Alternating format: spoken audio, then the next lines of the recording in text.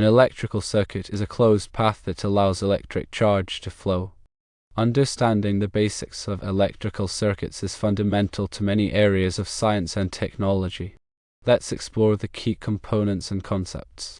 Firstly, voltage is the electrical potential difference between 2 points in a circuit.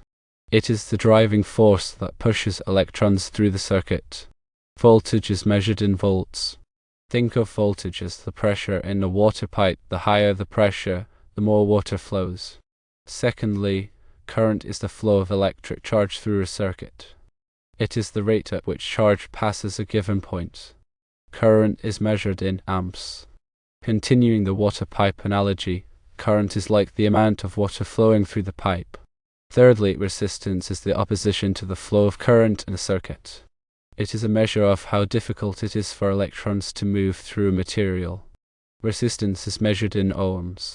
In our water pipe analogy, resistance is like a constriction in the pipe that limits the flow of water. The relationship between voltage, current, and resistance is described by Ohm's law. Ohm's law states that voltage equals current times resistance, often written as voltage equals current multiplied by resistance. This fundamental law allows us to calculate any one of these quantities if we know the other two. For example, if a circuit has a voltage of 12 volts and a resistance of 6 ohms, the current flowing through the circuit will be 2 amps. To calculate this, we rearrange Ohm's law to solve for current, which gives us current equals voltage divided by resistance.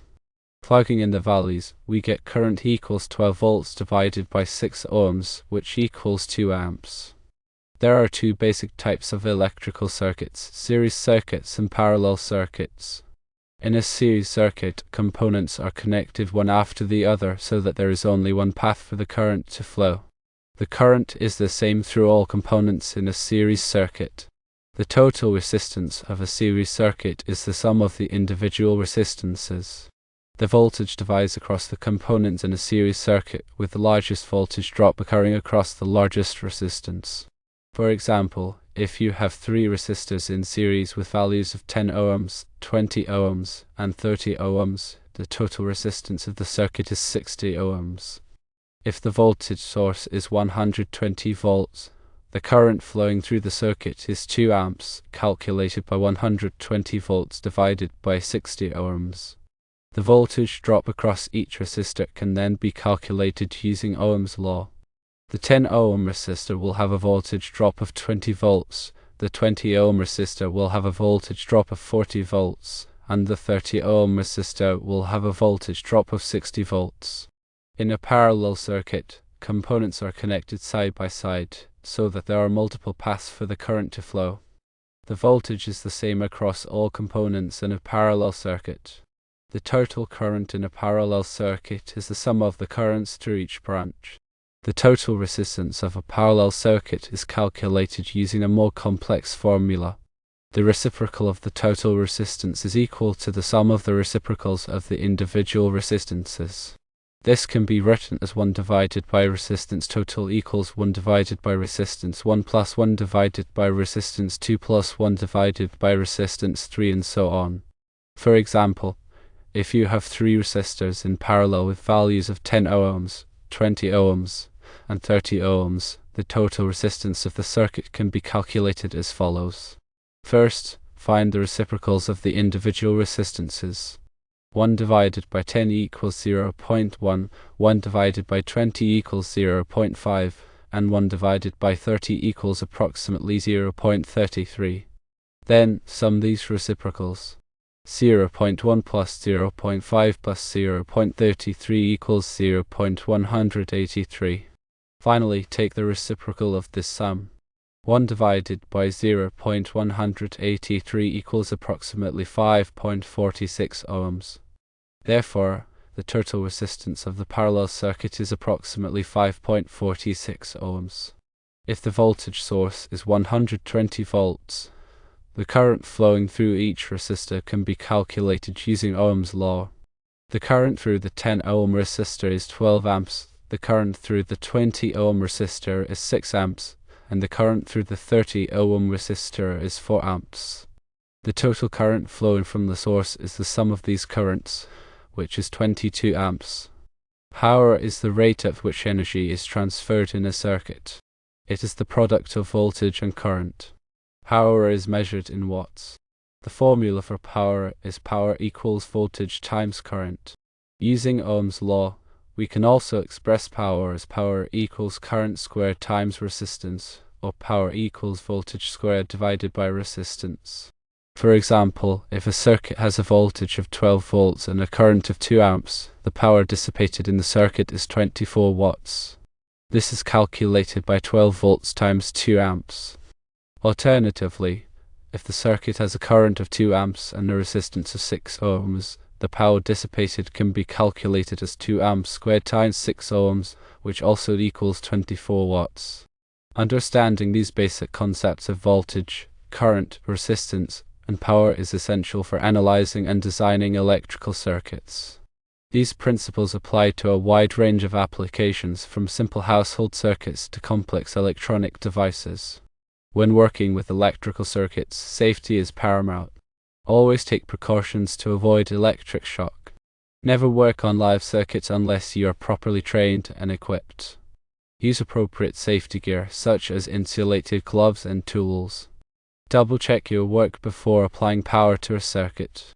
By following these safety guidelines, you can minimize the risk of accidents and ensure a safe working environment. Electrical components have ratings for voltage, current, and power. These ratings indicate the maximum values that the component can safely handle. Exceeding these ratings can damage the component or create a fire hazard. Always select components with appropriate ratings for the intended application. For example, if you are designing a circuit that will operate at 120 volts and draw a current of 5 amps, you should select components with voltage ratings greater than 120 volts and current ratings greater than 5 amps. Fuses and circuit breakers are safety devices that protect circuits from overcurrents. A fuse is a sacrificial device that melts and breaks the circuit when the current exceeds a certain level. A circuit breaker is a resettable device that trips and opens the circuit when the current exceeds a certain level. Fuses and circuit breakers are rated in amps and should be selected based on the current carrying capacity of the circuit. For example, if a circuit is designed to carry a maximum current of 15 amps, a 15 amp fuse or circuit breaker should be used. Wiring is an important consideration in electrical circuits. The size of the wire must be adequate to carry the current without overheating. The National Electrical Code, or NEC, specifies the minimum wire size for various current ratings. The NEC Table 310.15b16 provides ampacities of insulated conductors rated up to and including 2000 volts. For example, according to the NEC, a 14 American wire gauge, or OG, copper wire with type THHN insulation is typically rated for 15 amps, while a 12 AWG copper wire with type THHN insulation is typically rated for 20 amps. When installing wiring, it is important to follow the NEC guidelines and local codes. Proper grounding is essential for electrical safety. Grounding provides a low impedance path for fault currents to flow back to the source, which helps to trip circuit breakers and prevent electric shock. The grounding system consists of a grounding electrode, such as a ground rod or a metal water pipe, connected to the electrical panel. All metal enclosures and equipment should be grounded. Testing electrical circuits is important to ensure that they are functioning properly and safely. A multimeter can be used to measure voltage, current, and resistance. A continuity tester can be used to check for broken wires or short circuits. An insulation resistance tester, also known as a megometer or megger, can be used to measure the resistance of insulation. Regular testing can help to identify and correct problems before they become serious hazards. Analyzing circuits involves determining the voltage, current, and power in various parts of the circuit. Circuit analysis techniques include series parallel reduction, mesh analysis, and nodal analysis. Series parallel reduction involves simplifying a circuit by combining series and parallel components. Mesh analysis involves writing equations for the currents flowing in each loop of the circuit. Nodal analysis involves writing equations for the voltages at each node of the circuit. These techniques can be used to solve complex circuits and predict their behavior. Simulation software can be used to model and simulate electrical circuits. Simulation software allows you to create a virtual circuit and test its behavior without building a physical prototype. This can save time and money and help to identify potential problems before they occur. Common simulation software includes SPICE, Multisim, and PSPICE. Troubleshooting electrical circuits involves identifying and correcting problems in the circuit. Common problems include open circuits, short circuits, and component failures. An open circuit is a break in the circuit that prevents current from flowing. A short circuit is an unintended connection between 2 points in the circuit that causes excessive current to flow. Component failures can occur due to overheating, overvoltage, or other factors. Troubleshooting techniques include visual inspection, voltage measurements, and resistance measurements. By systematically checking the circuit, you can identify the source of the problem and take corrective action. Advanced circuit concepts include topics such as alternating current, or AC, circuits, transient analysis, and filter design. AC circuits involve sinusoidal voltages and currents. Transient analysis involves studying the behavior of circuits as they switch from one state to another. Filter design involves creating circuits that selectively pass or reject certain frequencies. These advanced concepts are essential for designing more complex electronic systems. Firstly, alternating current, or AC, circuits are fundamental to understanding how electricity is delivered to homes and businesses. Unlike direct current, or DC, where the current flows in one direction, AC current periodically reverses direction. This reversal is typically sinusoidal, meaning the voltage and current vary according to a sine wave. The frequency of this reversal is measured in Hertz, or Hc, which represents the number of cycles per second.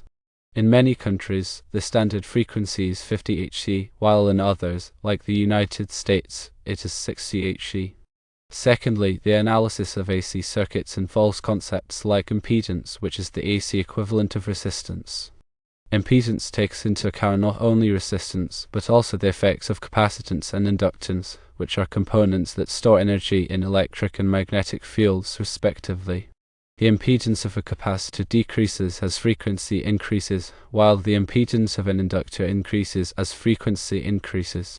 Thirdly, transient analysis is crucial for understanding how circuits behave when they switch from one state to another, such as when a switch is closed or opened.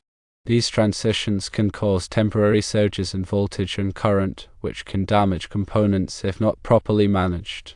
Transient analysis involves solving differential equations that describe the circuit's behavior over time. Simulation software is often used to perform transient analysis, as it can be difficult to solve these equations analytically. Fourthly, filter design is an important aspect of many electronic systems. Filters are circuits that selectively pass or reject certain frequencies. They are used in a wide variety of applications, such as audio processing, signal conditioning, and communication systems. Filters can be classified into several types, including low-pass filters, high-pass filters, band-pass filters, and band-stop filters. A low-pass filter allows frequencies below a certain cutoff frequency to pass through, while attenuating frequencies above the cutoff frequency. A high-pass filter does the opposite, allowing high frequencies to pass through and attenuating low frequencies.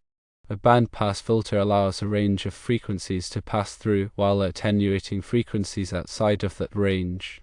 A band-stop filter, also known as a notch filter, attenuates a range of frequencies while allowing frequencies outside of that range to pass through. Filters can be implemented using a variety of components, including resistors, capacitors, and inductors. The design of filters involves selecting the appropriate components and values to achieve the desired frequency response.